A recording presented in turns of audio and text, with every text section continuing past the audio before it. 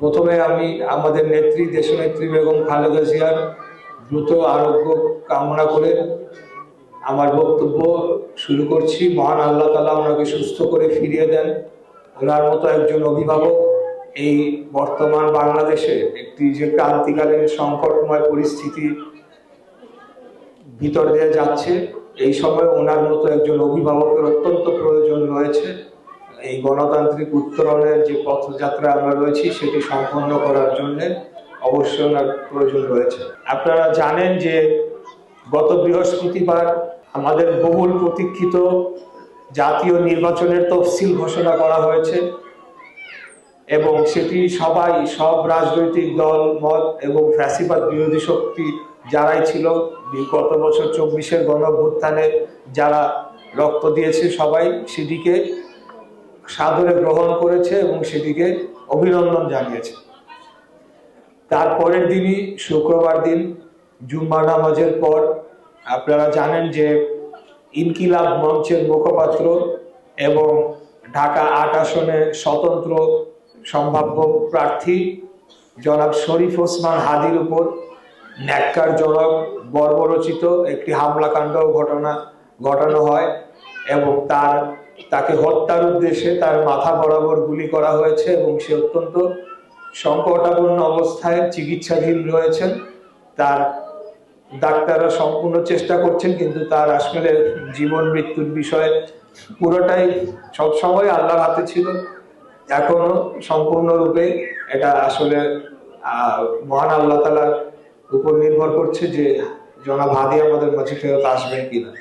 এখন এর আগেও আপনারা লক্ষ্য করে থাকবেন, যখন বিএনপির প্রার্থী তালিকা ঘোষণা করা হয়েছিল, চট্টগ্রাম ৮ আসনে বাংলাদেশ জাতীয়তাবাদী দল বিএনপি মনোনীত প্রার্থী জনাব এরশাদুল্লাহকেও একই ধরনের একটি ঘটনার মুখোমুখি হতে হয়েছিল।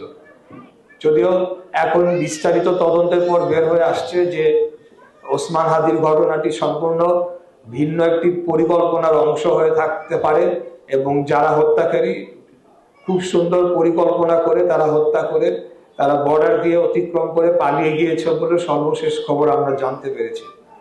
তো বিস্তারিততে যাব না, এটা এখন তদন্তাধীন বিষয়। সরকার এটা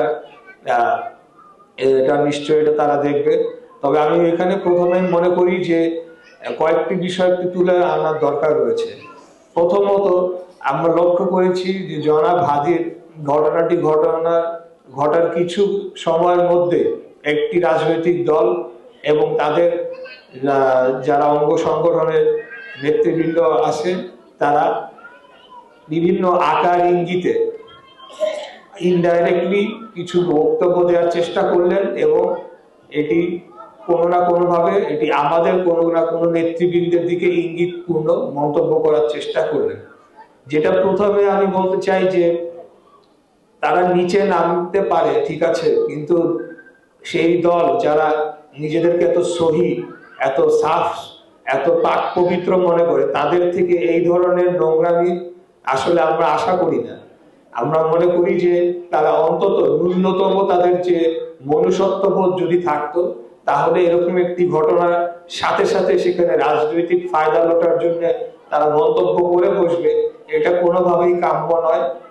বিগত 24-এর গণঅভ্যুত্থানের পরে আমরা ভিন্নতর রাজনৈতিক চর্চা এবং কালচারের আশা করেছিলাম, কিন্তু আমরা দেখতে পাচ্ছি যে সেখান থেকে আসলে খুব একটা সরে আসা হয় নাই।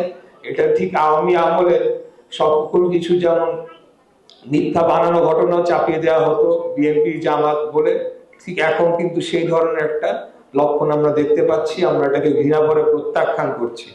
এটা খুব সুস্পষ্ট যে এখানে আওয়ামী লীগের সন্ত্রাসীরা জড়িত। শুধু তাই এটা নতুন করে এটা কোনো তথ্য দেওয়ার মতো নয়। এখানে বিগত কয়েক মাস ধরে আমরা বিভিন্ন অডিও বার্তা ফাঁস হয়েছে, সেখানে আমরা দেখেছি খুনি হাসিনা সরাসরি নির্দেশ দিচ্ছে তার নেতা কর্মীদের যে আমাদেরকে হত্যা করার জন্য। এখানে বিভিন্ন তাদের গ্রুপের অডিও বার্তা ফাঁস হয়েছে, সেখানে আলোচনা হচ্ছে যে বিভিন্ন প্রার্থীকে টার্গেট করা হবে, বিভিন্ন প্রশিক্ষিত সন্ত্রাসীদেরকে পুশব্যাক করা হচ্ছে, অর্থাৎ বাংলাদেশে পাঠানো হচ্ছে এবং সেগুলা আলামত সব জায়গাতেই এগুলো আলোচনা হয়েছে। অতএব আমি বলবো সরকারের একটা গোয়েন্দা তৎপরতার ব্যর্থতা রয়েছে। হয় তারা জেনে এই বিষয়ে কোনো পদক্ষেপ নেয় নাই, তার মানে তাদের এক প্রকার সায় রয়েছে, অথবা তাদের সক্ষমতা এবং তাদের সদিচ্ছার অভাব রয়েছে বিধায় এরকম একটি ন্যাক্কারজনক ঘটনা ঘটেছে। এরকম এবং আমরা আগামীতে যে এই ধরনের আরো ঘটনার চেষ্টা হতে পারে না সেটার কোনো নিশ্চয়তা নাই।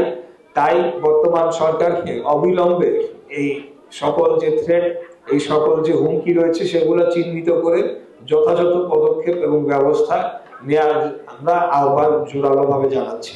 এই বাংলাদেশ যারা গড়তে দিতে চায় না, যারা পলাতক ফ্যাসিস্ট শক্তি, যারা দেশ থেকে বিতাড়িত হয়েছে, যারা যে কোনো মূল্যে বাংলাদেশের স্বাধীনতা সার্বভৌমত্ব আগেও তারা বিক্রি করে দিয়েছে, আবারও সেটাকে জলাঞ্জলি দিয়ে তারা প্রয়োজনে বলে আবারও তারা ফিরতে চায়, ক্ষমতায় ফিরতে চায়, এটা তাদেরই কর্মকাণ্ড। চোরের মতো এসে সামনাসামনি যদি তাদের সেই সাহস থাকতো, সেই সাহস নাই, তারা কাপুরুষের মতো চোরের মতো গুলি করে দিয়ে পালায় যাবে আর মনে করবে যে আমরা ভয় পেয়ে যাব, বাংলাদেশকে যে আমরা আবার স্বাধীন সার্বভৌম গণতান্ত্রিক রাষ্ট্রে পরিণত করার জন্য আমরা যে লড়াইটা করছি সেটা থেমে যাবে, সেটা সম্পূর্ণরূপে ভুল প্রমাণিত হবে। সকল প্রার্থী যারা রয়েছে তাদেরকে আহ্বান জানাবো, আপনারা যে যার জায়গায় অবস্থানে শক্ত থাকুন।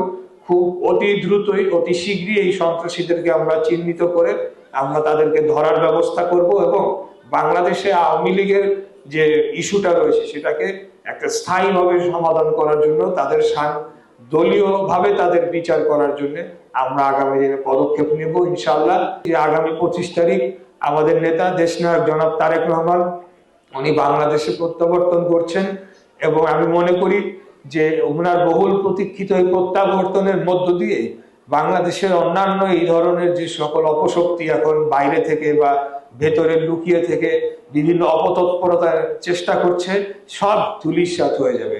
লাখো জনগণ যখন আমাদের নেতার নেতৃত্বে নেমে আসবে এবং একটি নির্বাচনী উৎসবে যখন পরিণত হবে, সেই উৎসবে সবাই অংশগ্রহণ করুক, সবাই ভোট কেন্দ্রে যান। কেউ কাউকে বলে দিচ্ছে না কাকে ভোট দিতে হবে, আপনার ভোট আপনি দেন, কিন্তু আপনারা সবাই ভোট কেন্দ্রে যান। আপনারাই আপনাদেরকে যাকে মনে হয় যে বাংলাদেশ রাষ্ট্র, আপনাদের শহর, আপনাদের জীবনকে আরো উন্নত করার জন্য ভূমিকা রাখতে পারবে, তাদেরকেই আপনারা ভোট দেন।